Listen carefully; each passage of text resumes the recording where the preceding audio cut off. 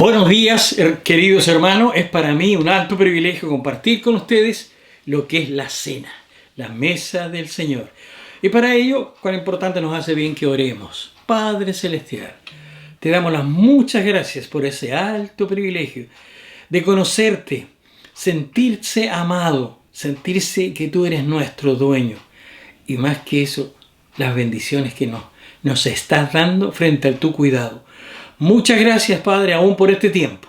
Y rogamos que cada hermano, miembro de la iglesia y los que nos escuchan, puedan tener en sus corazones esa convicción de estar bien contigo y buscarte.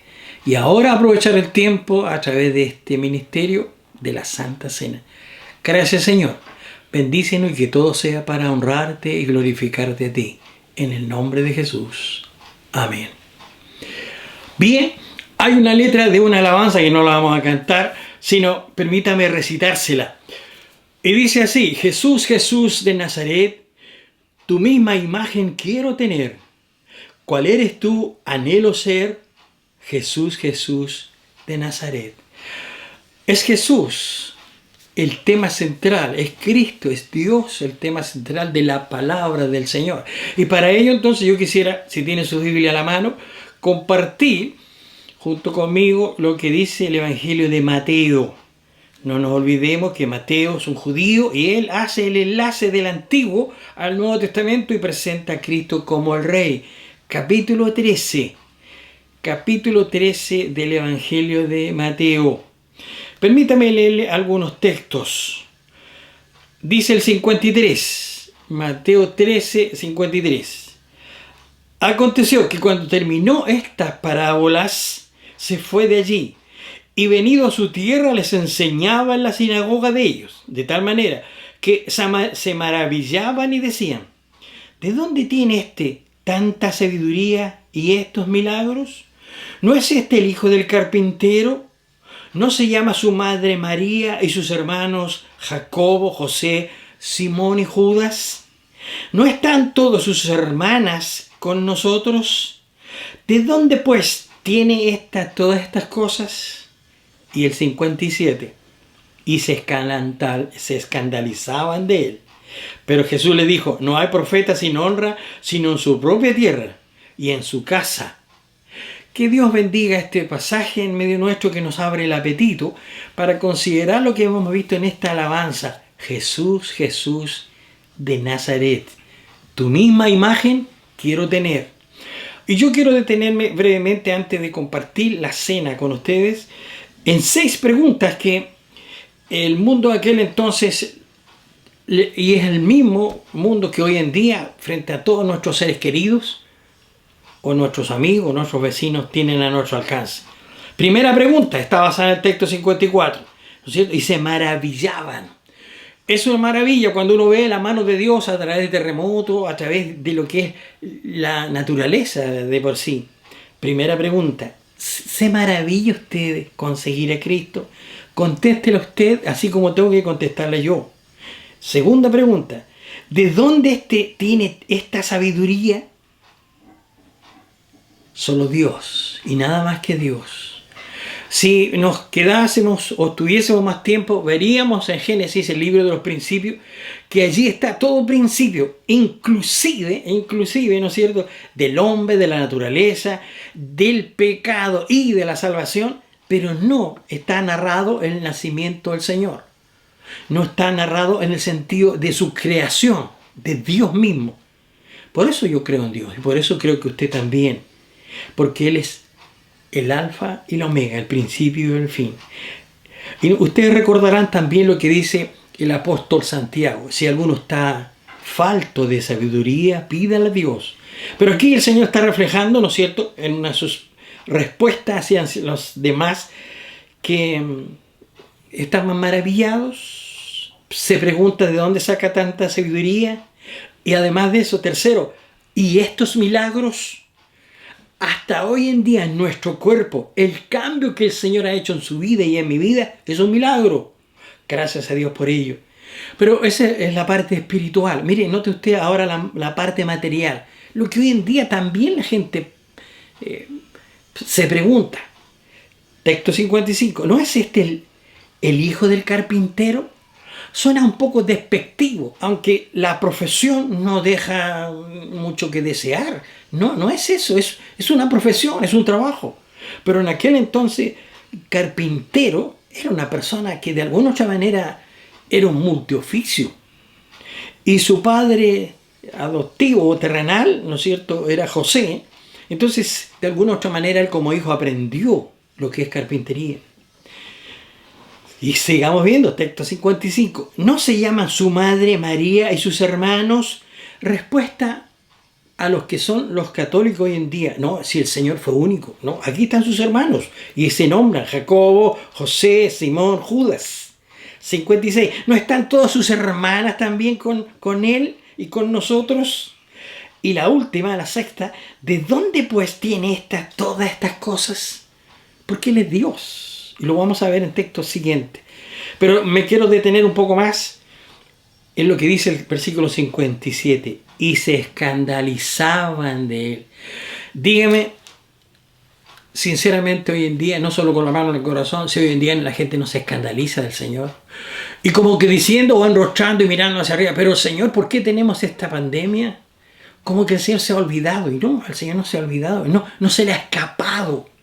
Entonces, hoy en día hay gente que se escandaliza y no debe ser esto. Dejemos allí a Mateo. Y yo quisiera que nos detuviese ahora un poco más en el Evangelio de Juan. Juan capítulo 18. Y está, ¿no es cierto?, llegando a lo que queremos llegar en esta noche. O en esta mañana. Aunque la grabación es de noche, ¿no es cierto? Ya, Juan capítulo 18.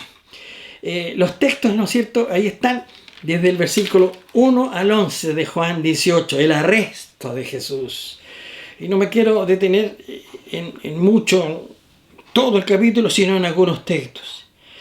Y habiendo dicho Jesús estas cosas, en el capítulo y en el pasaje anterior, era el resaltar las parábolas. Ahora, habiendo dicho Jesús estas cosas, salió con sus discípulos al otro lado del torrente de Cedrón, un torrente, ¿no es cierto?, de Cedrón, donde había un monte también, y había un huerto en el cual entró con sus discípulos. Qué lindo, ¿no es cierto?, compartir. Y también llegó Judas, el que le entregaba. Dice la palabra de Dios, conocía aquel lugar, porque muchas veces Jesús se había reunido allí con sus discípulos. No sé si le salta la pregunta al instante, ¿a qué se reunía Jesús allí con sus discípulos? No era un partido de fútbol, creo yo. No era a hablar de otros temas, sino de las cosas del Señor y a orar, a hablar con Dios el Padre.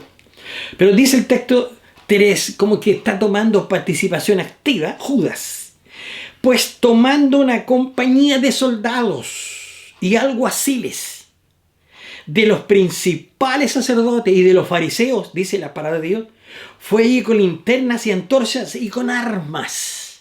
Yo podría sintetizar este versículo y decir armado hasta los dientes.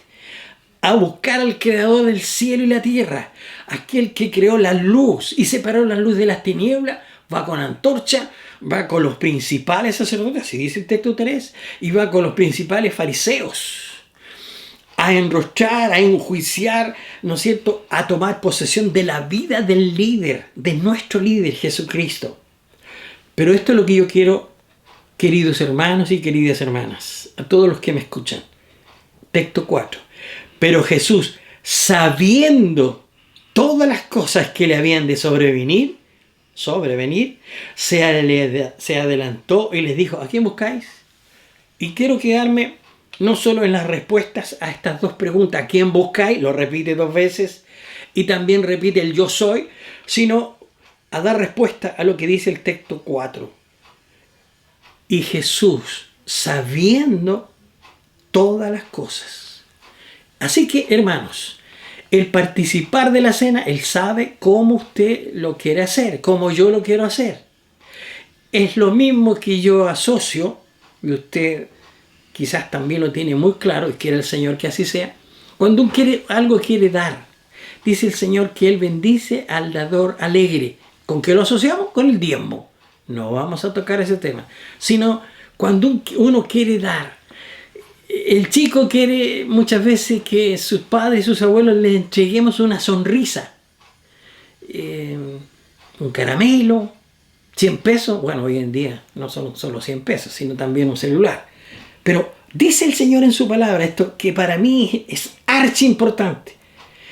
Jesús, sabiendo todas las cosas. Y eso nos olvidamos muchas veces. Misioneros, pastores, ancianos, líderes de nuestra iglesia, como que los olvidamos. Y es necesario que lo recordemos siempre. Él sabe lo que estamos sufriendo. Él sabe lo que estamos padeciendo. Entonces también nos demanda lo que el apóstol Pablo nos dice. Y nuestro pasaje, ¿no es cierto? Primera de Corintios capítulo 11. Y llegamos, ¿no es cierto?, a hablar de lo que es la cena del Señor. Y nosotros nos expresamos, y no es pecado, la Santa Cena. Porque yo recibí, dice el capítulo 11 del texto 23 en adelante, yo recibí del Señor lo que también os he enseñado, que el Señor Jesús, la noche que fue entregado, Juan 18, donde estuvimos viendo, tomó pan y no le tembló la mano, como uno dice muchas veces, firme aquí, pero que no le tiemble la mano. No, él sabía lo que le iba a suceder y lo comparte con sus amados seguidores. Y le dice, la noche que fue entregado, el apóstol Pablo lo recalca, tomó el pan y habiendo dado gracias, lo partió y él textualmente lo dice, tomad, comed, esto es mi cuerpo, que por vosotros es partido, haced esto en memoria de mí. Así que, hermano, tampoco tenemos que olvidarnos que cada vez que nos juntamos, y ahora, ¿no es cierto?, online, estamos recordando la venida del Señor. Para los judíos, ellos tienen fresquito, no hay en la hora que Él venga. Pero a la primera venida, nosotros estamos esperando la segunda venida. Entonces toma el pan. Texto 25, asimismo, también tomó la copa después de haber cenado diciendo, esta copa es un nuevo pacto en mi sangre. Haced esto todas las veces que la bebiereis. Y se repite esta frase, en memoria de mí. Entonces, cada vez que me ha tocado compartir la mesa del Señor, hago esa pregunta, ¿qué es lo que tenemos en memoria? ¿Necesitamos tener en nuestro templo, en nuestra casa, un crucifijo colgando o en el templo para acordarnos del Señor? ¿O cuando salimos a trabajar, o como muchas personas hoy en día, en el nombre del Señor? ¿Y cuán importante esto? En memoria de mí. Este es un acto espiritual. Este es un acto espiritual. Lo que es en griego koinonía. Y eso el Señor lo quería tener y lo quiere tener también para con nosotros. Así que es una responsabilidad para el misionero, para el pastor, para los líderes, a los ancianos de la iglesia, que compartamos la mesa del Señor. Así que aquí tenemos los elementos. No van a cambiar. Esto es una teoría que para muchos lo que se llama es transustanciación. No van a cambiar los elementos. Solo es decir, Señor, a través de estos elementos queremos recibir tu bendición. Queremos renovar nuestros votos. Esto es hecho el reflejo del nuevo pacto. Haced esto en memoria de mí. Tomó el pan. Aquí lo tengo. Si usted lo tiene a la mano. Y después de haberlo partido y compartido con sus discípulos, exclama. Entonces, tomad, comed. Esto es mi cuerpo, que por vosotros es partido. Haced esto en memoria de mí. Comamos.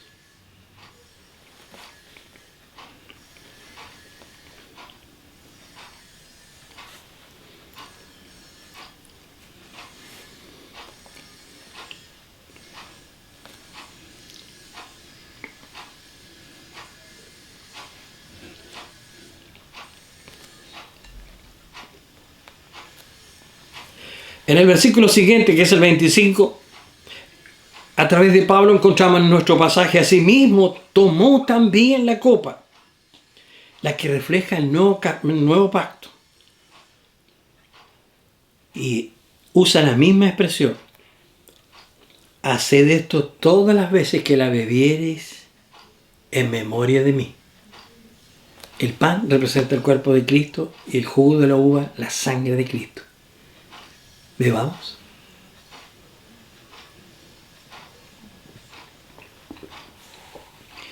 Oremos al Señor. Señor, magnificamos tu nombre, te loamos a ti. No hay palabra que podamos decir, solo asociar lo que dijo el salmista David en el Salmo 103. Bendice, alma mía, a Jehová. Señor, tú no estás pendiente de que mis labios puedan recitarlo, sino tú estás pendiente de que mi corazón esté dispuesto a servirte a ti. Bendice a mis hermanos, bendice esta congregación y a los que han participado. Te necesitamos, Padre. Al que está debilitado, anímale. Señor, tú eres nuestra antorcha. No puede apagarse, sino con tu ayuda y dependiendo de ti es que nos cobijamos en tu presencia. Gracias por estos elementos. Gracias por celebrar la mesa tuya. Señor, bendícenos y gracias porque estamos en tu voluntad. Anímanos porque hemos puesto mano en el arado y no queremos mirar atrás. Que la bendición tuya sea para cada uno de mis hermanos que ha participado de la mesa tuya. Lo pedimos en el nombre del Padre, del Hijo y del Espíritu Santo. Amén. Que Dios les bendiga. Hasta una nueva oportunidad. Amén. Y amén. Muy buenos días, hermanos. Para mí es un gusto saludarles. A pesar de que estamos en cuarentena, ni podemos salir de la casa, igual podemos nosotros escuchar la voz de Dios. Y yo quiero compartir con ustedes algunas cosas ricas que he estado estudiando en esta última semana. Hace un tiempo atrás yo leí una historia de un artista que estaba pintando un cuadro de la puesta del sol. En ese cuadro había algunos árboles y había unas casas antiguas, una de esas que tiene tejuelas de alerce.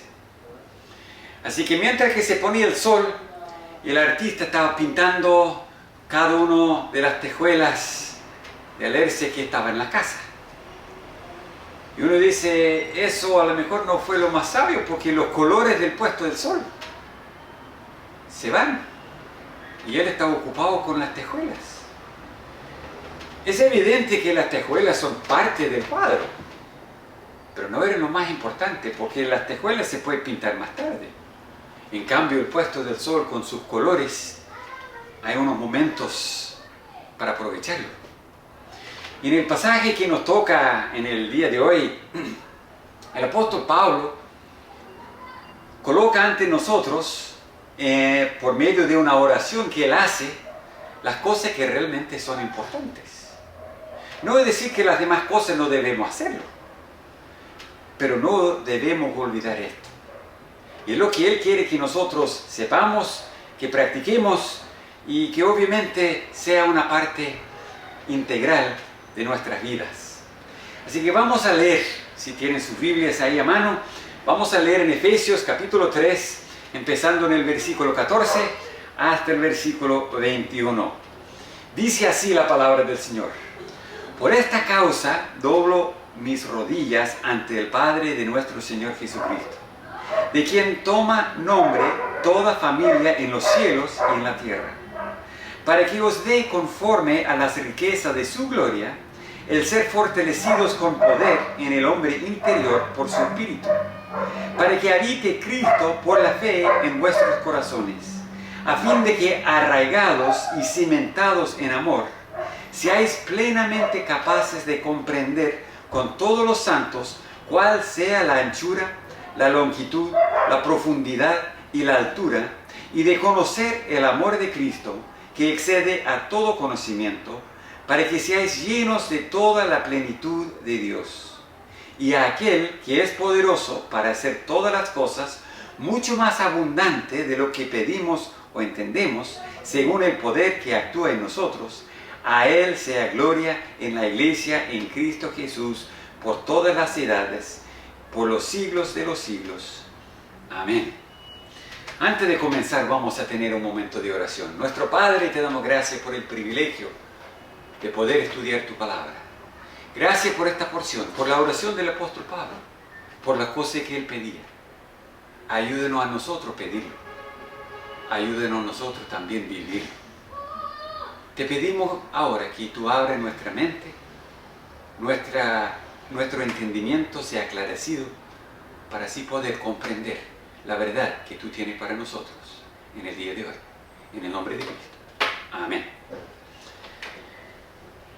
Pablo empieza diciendo por esta causa, y obviamente está hablando de lo que venía antes y lo que hemos estado estudiando, mayormente está hablando de ese misterio, que es un tema que en el capítulo 3 y también anteriormente lo hemos visto, el misterio que es todos nosotros creyentes, uno en Cristo Jesús. Aquí en el capítulo 3, la semana pasada, vimos que el misterio era que los gentiles también eran partes de la salvación, que era una cosa para los judíos, pero en el fondo lo que el misterio es que Dios no hace distinción de personas. Él no dice que uno vale más que otro. Todos somos iguales ante sus ojos. En cuanto a la salvación, no hay ninguna diferencia entre ninguna de las personas que son salvas. Entonces, aquí él dice, por esta causa, por este misterio, por el hecho de que él también fue un ministro de ese misterio para los gentiles y también para todo el mundo, él dice, por esta causa estoy doblando mis rodillas. Ahora, algunos dicen que esto es la posición correcta para orar. Pablo no quería decir eso. El entendimiento que él da aquí, él dice, doblo mis rodillas. En otras palabras, estoy orando por ustedes, por estas cosas. Doblando las rodillas habla de humildad y sumisión. Entonces él, en su oración, en humildad ante el Señor, sometiéndose a la voluntad de Dios, él pide algunas cosas para los efesios y también por los otros creyentes que existió en aquel entonces, y es una oración que nosotros podemos hacer también para todos los hermanos de ahora en el mundo en que vivimos nosotros. Él dice aquí, por esta causa doblo mis rodillas ante el Padre de nuestro Señor Jesucristo. Él dobla sus rodillas, en primer lugar, al Padre. El Padre es, como dice aquí el versículo 14, nuestra identificación. De quien toma nombre. El padre de familia da el nombre a la familia. Cada uno de los hijos lleva su nombre. Y el padre de la otra generación, y así sucesivamente va pasando el nombre a cada uno de sus hijos. Y Dios es lo mismo. Nosotros tomamos nombre, o podemos decir nuestra identidad, de Dios mismo.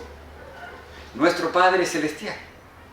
Él no solamente nos da su nombre, nosotros lo imitamos. Y así, viviendo como Él es, mostramos que nuestra identidad está en Dios mismo.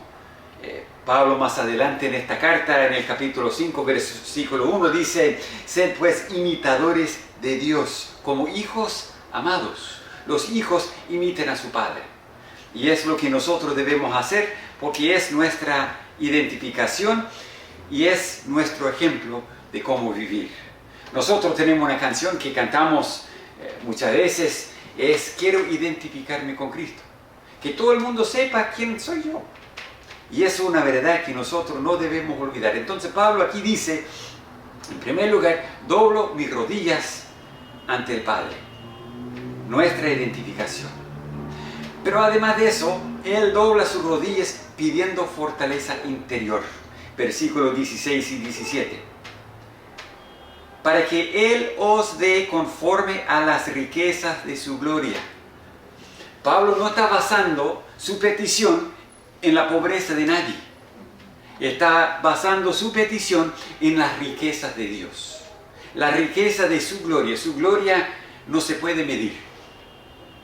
En esa riqueza de la gloria de Dios que Él tiene, Pablo dice que Él os dé, conforme a la riqueza de su gloria, el ser fortalecidos con poder. Ahora yo leí eso, yo hice una pregunta.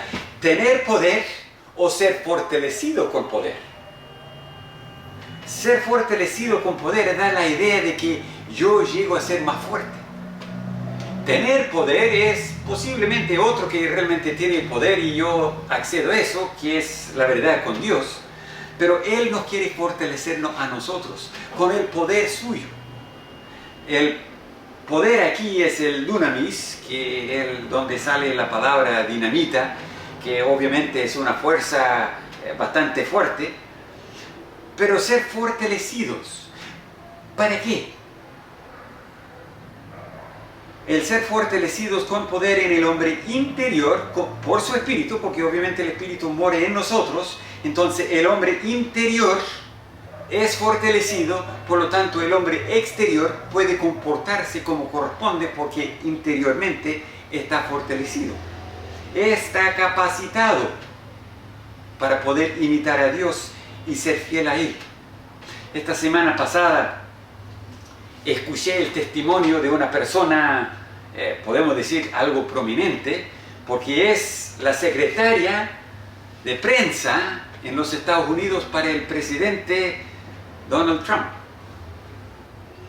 Y ella en su testimonio dijo, en una de las últimas frases, dijo: yo quiero escuchar de Cristo, bien hecho, buen siervo y fiel, sin importar lo que pase desde ahora hasta ese momento. Es una persona fuerte, que tiene su mente y sus ojos en la meta del supremo llamamiento de Dios. Dios la ha hecho por una razón específica. Ella tiene una tarea y en esa tarea tiene un testimonio. Y si uno piensa que es fácil tener un testimonio entre toda la prensa y todo eso que no quiere nada a los evangélicos, no quiere nada a los que tienen convicciones, no quiere nada a los que realmente son rectos en su vida,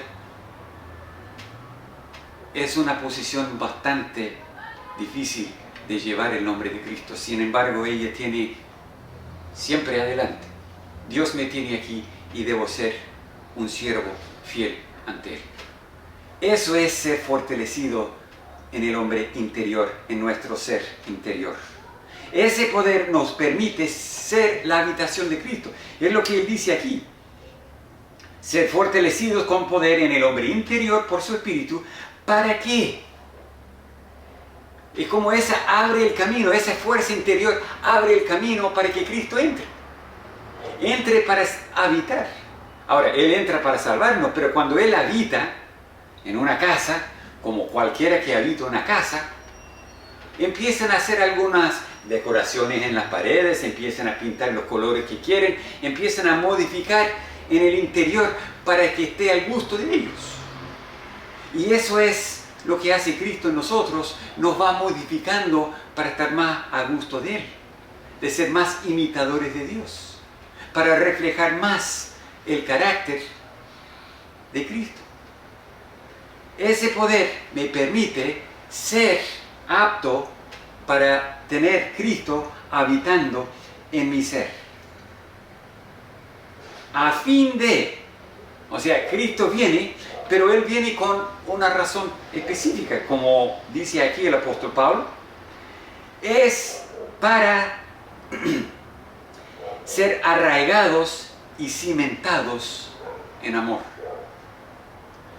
Ahora, esa firmeza, arraigado, es decir, que uno echa raíces. Un palo que está en el suelo uno lo puede recoger sin problema, pero un palo que está en el suelo con raíces adentro es otra cosa arrancar. Más grande que sea, imposible para el hombre levantarlo, porque tiene raíces profundas. Lo mantiene firme ese árbol.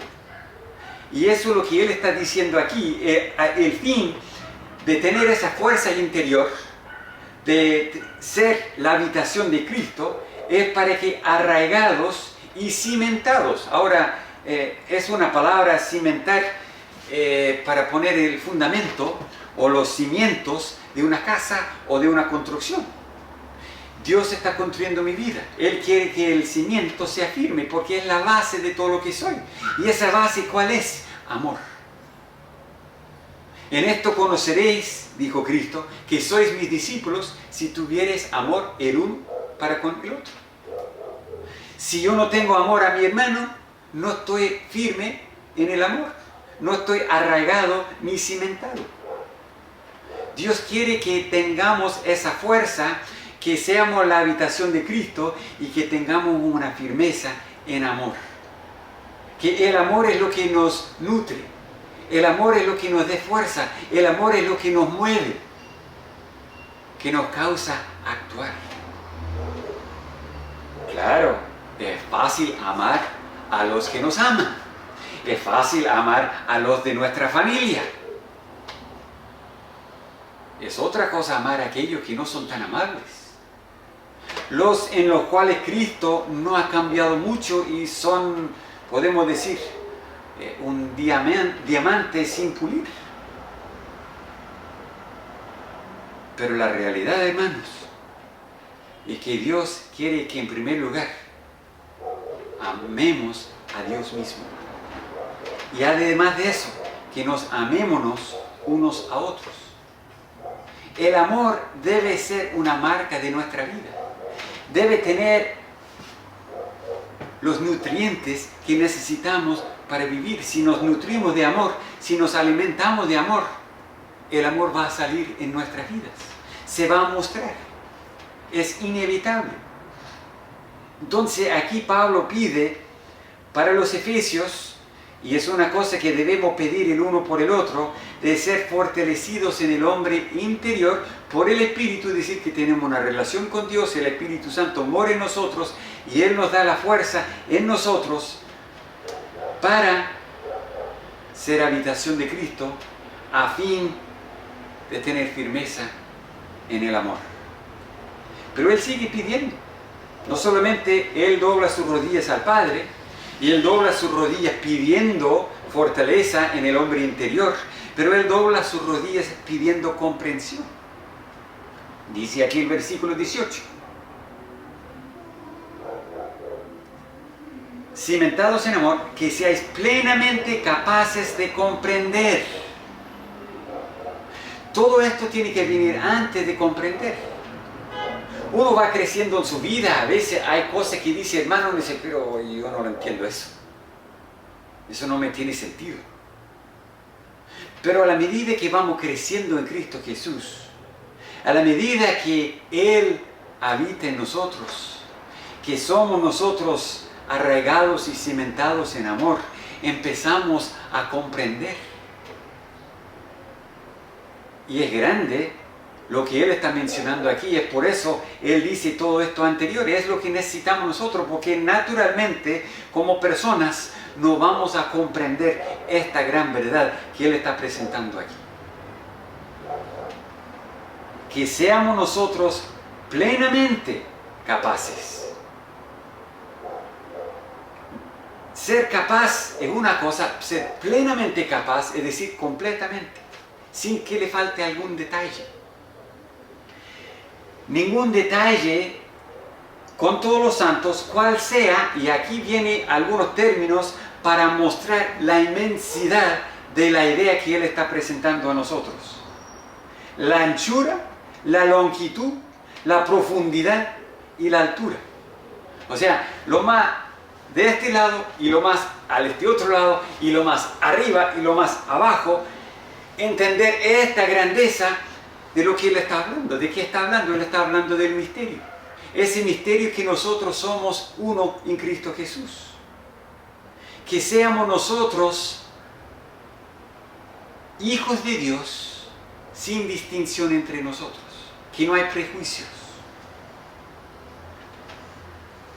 Pablo obviamente estaba orando en la voluntad de Dios, porque el mismo Jesucristo, en su oración, en Juan 17, en el versículo 11, dice, y ya no estoy en el mundo, mas estos están en el mundo. Y yo voy a ti, Padre Santo, a los que me has dado, guárdalos en tu nombre, para que sean uno, así como nosotros. La unidad que hay en Dios, tan unido que a veces no se puede distinguir entre el Hijo y el Padre y el Espíritu Santo. Esa unidad eterna, unidos en propósito, unidos en visión, la misma esencia.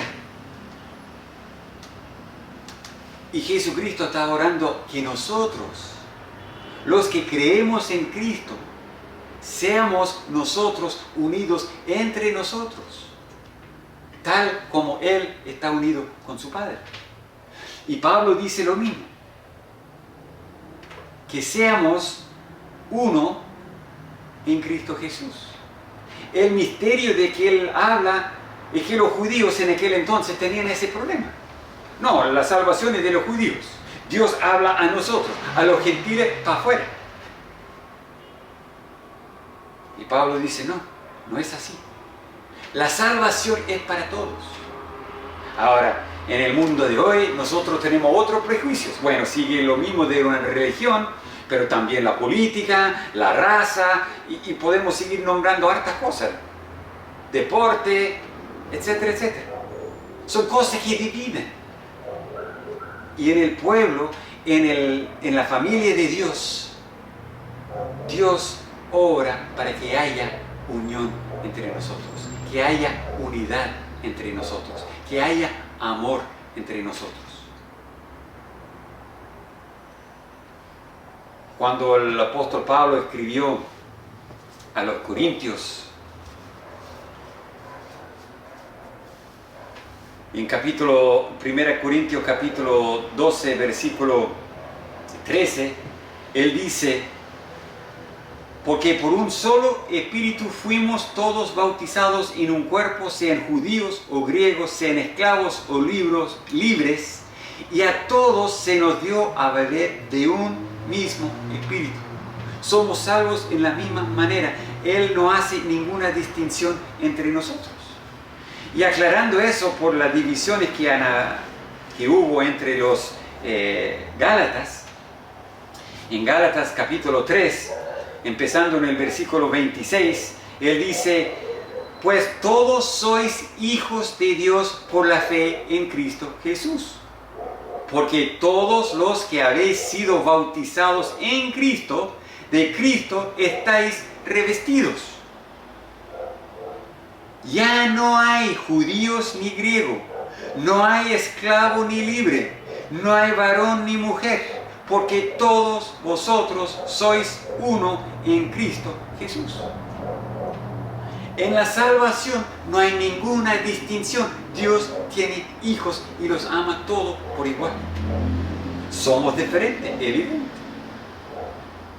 pero unidos en Cristo Jesús.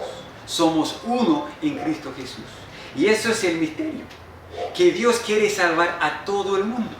Y Pablo lo predicó. Nosotros lo tenemos aquí. Y aquí el apóstol está hablando de la altura, de la profundidad, de lo ancho, la longitud y todo. Cuán grande es este misterio. Que seamos nosotros uno. Que nos amamos unos a otros.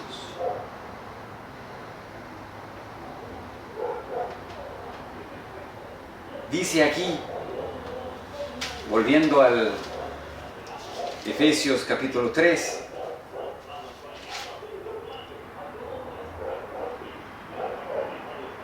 entender con todos los santos cuál sea la anchura, la longitud, la profundidad y la altura, y de conocer el amor de Cristo que excede todo conocimiento. Conocer el amor de Cristo. ¿Cuánto amor Cristo tuvo por nosotros? En siendo aún pecadores, Él murió por nosotros. Si alguien me maltrata, lo voy a amar. Lo voy a sacrificarme por Él. Voy a perderme hasta la vida para ayudarle. Humanamente vamos a decir que no. Pero el amor de Cristo es más allá de eso. Y eso es lo que Pablo está diciendo. Si nosotros logramos entender ese misterio que somos uno en Cristo, y si nosotros entendemos el amor de Cristo, vamos a solucionar los problemas entre nosotros. No vamos a estar peleando el uno con el otro. Vamos a entender eso del perdón, de perdonar, porque Dios nos pide perdonar. Porque sin el perdón no podamos unirnos. No podemos nosotros ser unidos. Dios quiere que nosotros entendamos eso. Todas las instrucciones que tenemos en la Biblia nos llevan a eso, de vivir unidos en Cristo Jesús. Es una gran expresión de la obra grande de Dios. Es lo que nosotros debemos entender.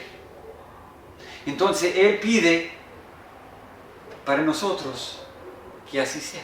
Y ese amor de Cristo dice aquí que excede todo conocimiento. Cuando Pablo escribió a los Corintios en el capítulo 8 de su primera carta, en el primer versículo, hablando de los problemas que hubo en aquel entonces de comer carne ofrecido a ídolos y todo eso, en el versículo 1, en la última parte, él dice: el conocimiento envanece, pero el amor edifica. El amor de Cristo sobrepasa el conocimiento. El conocimiento es entender un concepto. Pero al entender el concepto que somos uno en Cristo Jesús, no nos basta para amarnos. Pero cuando entendamos nosotros el amor de Cristo, vamos a amarnos unos a otros. Con un amor tan profundo. Con un amor como amor que tuvo Cristo hacia nosotros. Y aquí viene otra cosa. Para que seáis llenos de toda la plenitud de Dios. En el libro de Colosenses habla de la plenitud de Dios que habitó corporalmente en Cristo Jesús. Toda la plenitud de Dios. Habitando en Cristo, en su cuerpo. Pero Él dice aquí para nosotros, para que seamos llenos de toda la plenitud de Dios. Es un término doble aquí, de ser lleno, y que uno entiende que se llena. Uno tiene un vaso y lo llena. Ahora, cuando uno llena un vaso, uno dice tiene un vaso lleno, siempre queda un poquito de la parte arriba, ¿no? Porque esa parte arriba, bueno, uno lo va a derramar y va a mojarse, entonces uno tiene que dejar eso de respeto para poder tomarlo. Pero este está hablando de ser lleno hasta arriba, hasta donde no entra más, de la plenitud. La plenitud es la llenura de Dios. Todo lo que es de Dios en nosotros, el carácter de Dios en nuestras vidas. Es decir, que Dios, por su Espíritu Santo, va a controlar nuestros pensamientos, nuestras palabras, nuestras acciones. Todo lo que somos nosotros esté bajo el control de Dios. Eso es lo que es el misterio. Eso es lo que Pablo dice que debemos entender. La altura, la anchura, la longitud, la profundidad. Es grande. Inmenso. No hay distinción en el cuerpo de Cristo. Simplemente hay unidad. Que nos amamos y nos amemos unos a otros. Y uno dice, pero ¿cómo es posible todo eso? Bueno, es la última parte de lo que habla Pablo aquí, versículo 20-21. Y a ese mismo Dios, a quien doblo la rodilla, pidiendo fortaleza, pidiendo comprensión, reconociendo mi identidad, que es el Padre, me encomiendo a Él mismo, porque Él es poderoso para hacer todas las cosas. Él puede darnos poder para hacer habitación de Cristo, afirmarnos en el conocimiento del misterio y del amor de Cristo. Él nos puede llenar del amor para que el conocimiento no nos envanece, sino que nos permite ayudar a otros, enseñarle, ayudarle a caminar y conocer más a Cristo. Él puede hacer todas las cosas, pero no solamente eso. Dice, es poderoso para hacer todas las cosas, y no solamente estas cosas en nosotros, también todas las cosas que hay en el mundo que tienen que hacer, que nosotros no podamos hacer. Él hace todas las cosas. Él es poderoso para hacer todas las cosas mucho más abundantemente de lo que pedimos o entendemos. Dios siempre va más allá de lo justo y necesario. Cuando viene a nuestra salvación, cuando viene a lo que es nuestro andar diario y nuestro conocimiento de Cristo, nuestra relación con Él, Él va más allá de lo que es necesario. ¿Pecamos nosotros? Él está esperando con ansia hasta que nosotros decimos, perdóname. Señor, perdona mis pecados. Claro, te perdono, hijo. Vamos a seguir adelante. Y es poderoso para hacer mucho más abundantemente. No sé si entienden ustedes ese mucho más abundante. Entiendo mucho, entiendo más, entiendo abundante, pero mucho más abundante va más allá de mi conocimiento. Porque así es la grandeza de mi Dios. Y Pablo dice, yo me encomiendo a ese Dios y los encomiendo a ustedes, y a ese Dios es el que hace todas estas cosas más allá de lo que podamos nosotros pedir o entender. Obviamente no podemos pedirlo porque no lo entendemos. ¿Cómo vamos a pedir algo que no entendemos? Si no entendemos las cosas, ¿cómo lo vamos a pedir? Pero Dios sabe que no entendemos. Por lo tanto, no estamos pidiendo, pero Él lo está supliendo igual. Así de grande es nuestro Dios. Un Dios que antes de pedirlo, antes de saberlo, Él ya lo está obrando. Y Pablo dice, a ese Dios que nos revela ese misterio de salvación abierto a todo el mundo, cada ser humano en el mundo entero, en todos los siglos, Dios ofrece salvación. Dios ofrece un lugar donde el Espíritu Santo nos puede entrar en nuestra vida, nos puede fortalecer, donde Cristo puede habitar en nosotros por la fe, donde podamos ser fortalecidos con poder para entender toda esta grandeza de lo que Él ha hecho por nosotros.